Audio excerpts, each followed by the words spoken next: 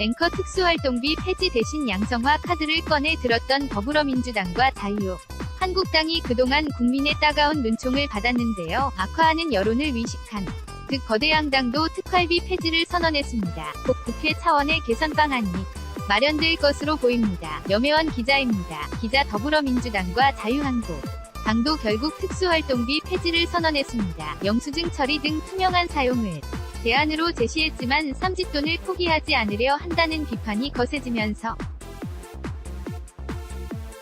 이를 위식한 것으로 보입니다. 국회는 세부 개선안을 오는 16일까지 연내 발표하기로 했습니다. 홍영표 더불어민주당 원내대표 특수활동 비 문제도 저희 여야 간에 완전히 폐지하는 것으로 합의했습니다. 정말 필요한 부분이 있다면 앞으로 어떻게 결론이 날지 모르겠습니다만 개선을 해 나가는 것으로 김성태 자유한국당 원내대표 교섭단체 간에 국회 차원의 특활비 폐지는 완전히 합의를 이뤄냈고 구체적인 특활비 폐지에 따른 제도 개선 방안은 국회의장에게 일임했습니다. 일찌감치 특활비를 반납하고 거대 양당을 압박해 온 바른미래당은 청와대와 국정원 등의 특활비 제도 역시 이참에 바뀌길 희망한다고 밝혔습니다. 고 노회찬 원내대표가 앞장서서 폐지를 주장했던 정의당은 환영의 입장을 밝히면서도 앞으로 업무 추진비 등의 명목으로 눈먼 돈이 부활하지 않도록 감시해 나가겠다고 강조했습니다. 하지만 이번 합의로 국회 특활비 62억 원이 모두 없어지는 건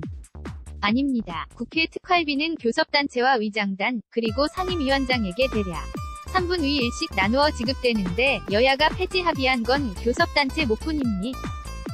국회의장 특활비는 대북 외교 등 보완이 필요한 부분이 있다는 이유로 또 상임위원회 몫은 활동이 위축될 우려가 있기 때문에 당장 없애긴 힘들다는 입장입니다. 결국 국회 특활비는 일부 남겨두되 문희상 의장이 취임 간담회에서 밝혔듯 그 규모를 줄이고 최대한 투명하게 공개하는 방식 등이 오는 16일 발표될 개선안에 담길 가능성이 커 보입니다. YTN 염혜원입니다.